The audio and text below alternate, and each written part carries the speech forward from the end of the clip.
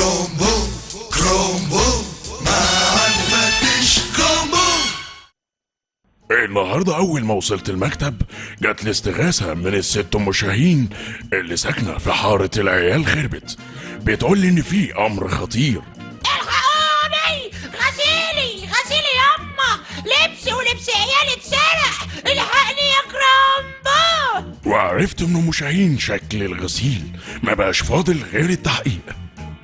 يا كرامبو ده منطقتنا كلها عيال وش اجرام وعيال هليبه وايديهم طايله كمان، اذا كان من اول ابو العيال قرن غزال وشوبها واصحابه سيد كازلك وكباكا وسافوريا اللي حالق كابوريا. يعني هم دول اللي شك فيهم؟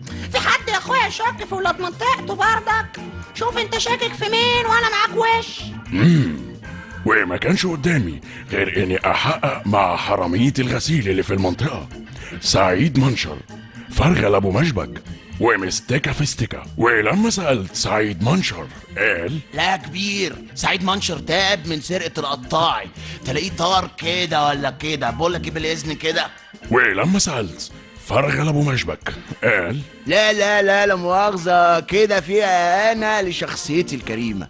أنا اسمي إيه جنابك؟ أبو مشبك، فرغل أبو مشبك، يعني البوزيشن بتاعي تخصصه مشبك مش ملابس، لا مؤاخذة.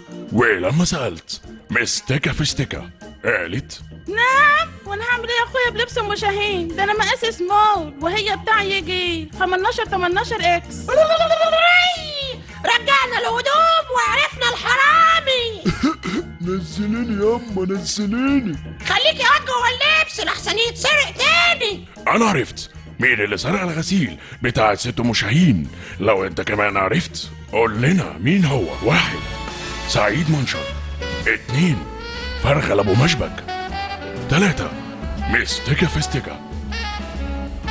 اتصل من اي موبايل على 1786 او من اي تليفون ارضي على 09009930 تكسب جايزة 1000 جنيه. حل الحلقة اللي فاتت جلاد مجلاد، وابقوا قابلوني في الحلقة اللي جاية مع تحيات المفتش كرومبو.